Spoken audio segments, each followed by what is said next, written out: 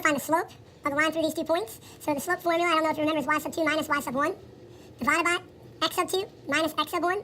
So I'm going to take these values here and I'm going to stack them. So I'm going to put 5, 7 underneath, and I'm going to subtract these values.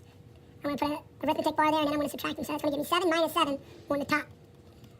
Then if I have a fraction bar, I have a 7 minus 7 on the top, and a negative 1 minus 5 on the bottom. And that's going to give me 0 over negative 6, and that's going to equal 0. So choice D, slope is 0. Again, I'm going to stack them. I'm going to use this formula. I'm going to put the negative 9 and the 1 underneath, and I'm going to implement my slope formula of y sub 2 minus y sub 1 over x sub 2 minus x sub 1. And that's going to give me negative 11 minus 1, negative 11 minus 1 over negative 3 minus negative 9, negative 3 minus negative 9. Now, negative 11 minus 1, that's going to give me negative 12. Negative 3 minus minus, that's going to turn into a plus. So it's going to give me 9 minus 3 is 6. When I simplify that, I'm going to get negative 2. So my slope should be negative 2. Find the slope of this line. It's set up in y equals mx plus b. They want to know what m equals. Take a look. It lines up. M equals 8. It's going to give me choice D. Number 4, they want me to find the y-intercept. Now, I like to have people look at this and see if they know what it's called. And that's the yin-yang symbol. So they want the y-intercept. And I use this little yin-yang method. So I set up my yin-yang. And that's going to give me the y-intercept up here and the x-intercept, not a yang. And then all I do is this method called the cover-up method. I'm going to cover up that x. And that gives me right there.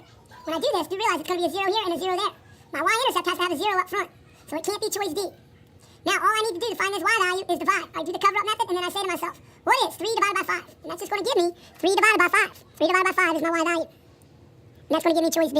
Now, my x-intercept would have been 3 divided by negative 7. 3 divided by negative 7 if I wanted my x-intercept.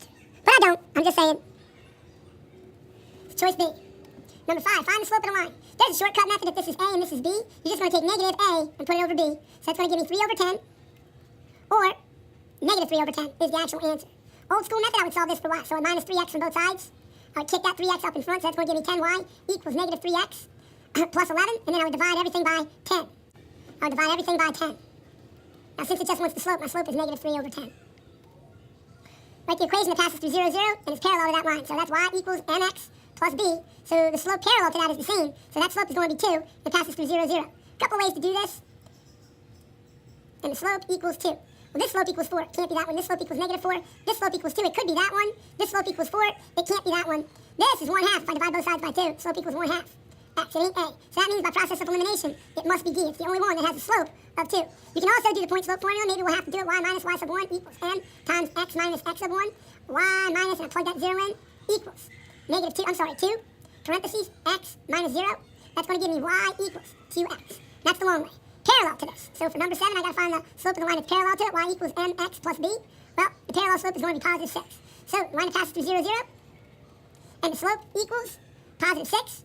Can't be that one. That's a slope of 5. That's a slope of negative 5. That's a slope of 5. That's a slope of 6. That is not a slope of 6. That's a slope of 1/6 if I divide the y by 6. So it must be choice D. Real quick, I got to type in the calculator what 1 divided by 4 is. 1 divided by 4. 1 divided by 4. That's going to give me 0.25 if I hit the speed button. 0.25. So I'm technically looking for g of 0.25. Now when I do that just so I can see where to plug it in. Is 0.25 less than negative 1? No, so I can't plug it in that equation. Is g of 0.25 between negative 1 and 1? Yes, it is. So I'm going to use that equation. Is negative 0.25? Is 0.25 greater than 1? No, so I can't plug it in there. So now I take that 0.25 and plug it in. So it's going to be 2 times 0.25 squared plus 2 times whatever the w value is, 0.25. And now I'm just going to let the calculator beat this. So let me type this in. That's going to give me 2 parentheses, 0.25 close parentheses squared, plus 2 times 0.25. That should give me the answer, 5/8. Notice it gives it to me in perfect fraction form. Another one, that's 0.75. 0.75. Is 0.75 less than negative 1? No. Is 0.75 between negative 1 and 1? Yes. Is 0.75 bigger than 1? No. So I'm going to take this equation and I'm going to plug it in, 0.75 to evaluate it. So I'm going to do g of 0.75, so it's going to give me 3 parentheses, 0.75 squared plus 3 times 0.75. And it'll work out nice on this calculator. So 3 parentheses, 0.75 squared plus 3 times 0.75.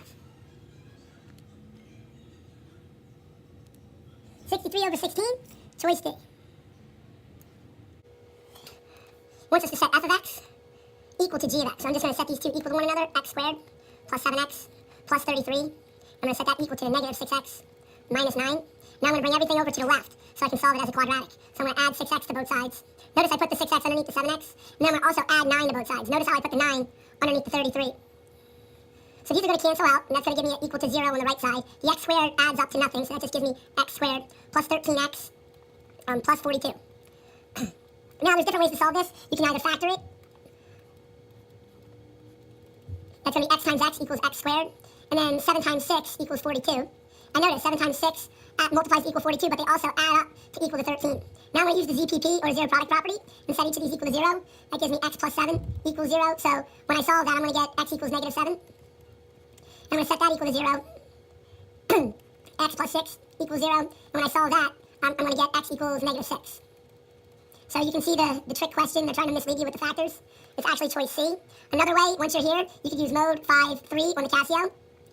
And what that'll do, it'll solve it. So if I have that equation, I can solve it by using mode 5, and see how it's at 3, it's x squared, 3. And then I enter in the coefficient. This has a hidden coefficient of 1. So I'm going to type in 1 equals, and then the 13, I'm going to type in 13 equals. And then I'm going to type in the 42. Hit equals again, and then it'll give me the answer, negative 6 and negative 7, pretty rapidly. I want to graph that. Absolute value is a v.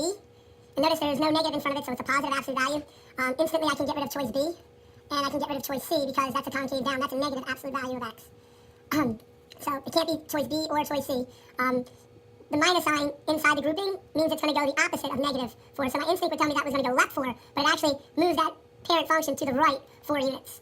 So this one here is 0, 0. It actually goes left 4. That's what my intuition would tell me, but the grouping makes it go the opposite. What you want to do is ask what number makes this quantity 0, and that positive 4 is what makes that quantity 0. So from 0, 0, it goes right 4. So it has to be choice D.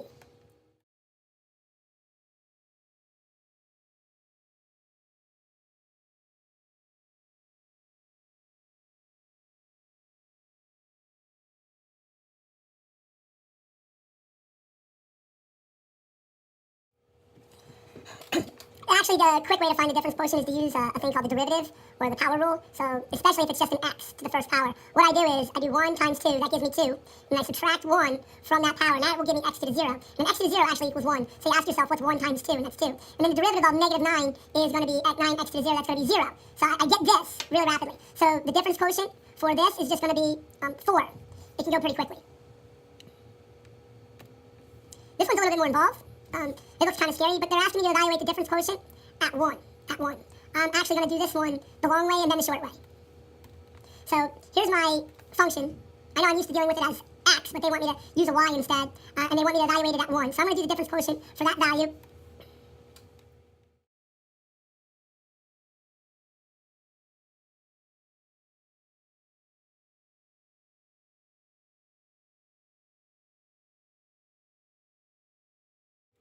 Right about now, I'm going to take it out of time lapse so I can explain what's going on here. I set up the difference quotient, did all the petty algebra, and now I'm going to start simplifying. Usually it simplifies quicker from the back end. I have a negative 6y, notice I have a positive 6y. I have a positive 4y squared, notice I have a negative 4y squared. 6h, nothing else will cancel out. So now I'm going to have to simplify it a little bit further. That's going to give me negative 8hy, negative 8hy minus 4h squared plus 6h all over h, all over h. And I can factor an h out of this quantity. And I'm going to go ahead and do that. So I'm going to factor an h out. There's a really lightning fast way of doing this.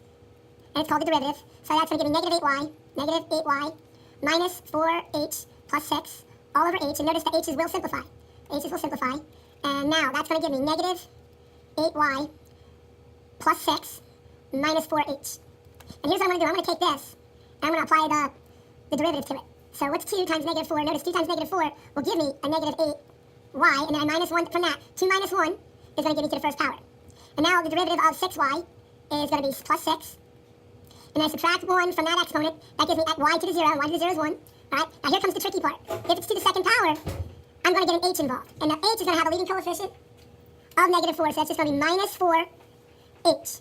Instead of having to do all that work, all I had to do is take the derivative of it. I didn't have to do the entire difference quotient. And if you do this enough, you'll pick up this skill. You'll learn that little shortcut. It saved me about 3 minutes of algebra. Now, the next step, they want me to evaluate this at y equals 1. That's all they want me to do is evaluate this at y equals 1. So I'm supposed to take a 1 and plug it in for y. So I'm going to take that unit 1 and plug it in for y right there. So it's going to give me negative 8 times 1 plus 6 minus 4h. That's going to give me negative 8 plus 6 minus 4h. That's going to give me negative 2 minus 4h. Negative 2 minus 4h, negative 2 minus 4h is going to be choice E. I'm going to do that really quickly. Negative 8, y, I subtract 1 to the first. The derivative of 6y is plus 6. Don't forget now I have to deal with this leading coefficient because it's to a second power. So that's going to give me minus 4h. And they want me to evaluate this at y equals 1. That's what that means there. So I plug in a 1, so that's going to give me negative 8. Negative 8 plus 6 minus 4h. Negative 8 plus 6 is negative 2. I'm going to use that same rationale for this. Now do realize there's a hidden 1 out front. 2 times negative 1 is negative 2. W, subtract 1 from the 2 to the first. The derivative of negative 6w is going to be negative 6. W to the 0, which is 1. Now I have to do my h. And my h is going to be that coefficient. So it's going to give me minus 1h. And now I'm evaluating this at what? W equals 1, not y. W equals 1. So I plug in a 1 for the w. And that's going to give me negative 2 times 1 minus 6 minus h. That's going to give me negative 8. Negative 8 minus h. Negative 8 minus h. And there it is, choice D. Maybe by now we got the skill. Going to do the derivative. That's negative 16. Negative 16 w. I subtract 1 to find out the exponent to the first power. And then I do the power rule for that. That's w to the first. That's going to give me plus 7. Actually, w to the 0, because 1 minus 1 is 0. W to the 0 is 1. Now I have to figure out what my h term is. My h term is going to be that leading coefficient in front of the w squared minus 8w. Oh, 8h. 8h. That's the h term. Minus 8h. Evaluated at w equals 4. So I plug a 4 in for the w. So negative 16 times 4. Negative 16 times 4 plus 7 minus 8h. That's going to give me negative 64 plus 7 minus 8h. I believe that's negative 57 minus 8h. And notice that I'm staring at it right there as my answer choice. The graph of a radical function, quick memory mnemonic for a graph of a radical function, is the out route. So instantly I know it can't be A, it has to be B. The graph of a radical function is the out route.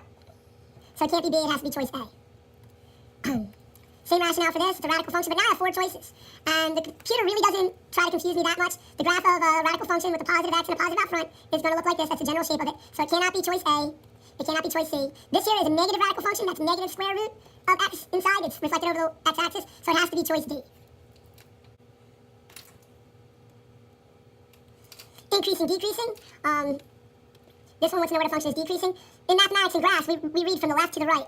So I'm going to draw that the flow of this graph is pointing to the right a little bit. Now notice when you have these arrows pointing to the right a little bit, they're actually going to point either up or down when you go from left to right, if the arrows are pointing to the right.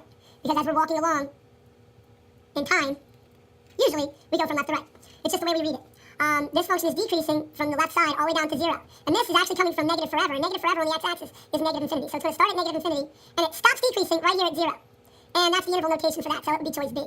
The next one asks us when it's increasing. So again, I use my little arrows reading from left to right. And notice, as I put these arrows on the curve, they're going up. That's increasing. And at 0, they begin to aim downward a little bit. But if you're aiming downward, you're going downhill. Just imagine if you were walking here, going from left to right, wouldn't you be going uphill? And then over here, once you got to this spot, you would be going downhill. You would be decreasing. So it's increasing, again, from negative infinity up to this spot 0. And that's how the interval notation is written for it. Choice C. Greatest integer function, these are a little tricky. Some people call it the stamp function. The parent function for this graph would start at 0, 0. Go over 1 unit, it would be an open circle, and you would connect the dots. Then it would go up 1, and connect the dots, up 1. And that's how it would go in both directions, so there would be an open circle here, and a closed circle here. Now, the continuous version of this is y equals x. So in order to graph these, I basically just look at graphing, begin, y equals x at 0, 0, go up 1 over 1, up 1 over 1, up 1 over 1, down 1 over 1, down 1 over 1. And then wouldn't we connect the dots to get our line? But this one isn't linear. This one is a piecewise function, actually. So I'm going to keep those dots as my reminder that the parent function is just y equals x. It's a line. And then we put these little tags at the end, these little segments with open circles, so that remains a function. Now notice, this is going to be a function, and whenever I put something in the grouping, it's either going to go left or right. So this is actually giving me the function with a minus 1. So this parent function here is technically going to go right 1. 1 unit to the right. Now let's see which of these match that. This one goes 1 unit to the right, but it's in a decreasing fashion. There's no negative in front of this. There's no negative in front of this. So, no, it can't be choice A.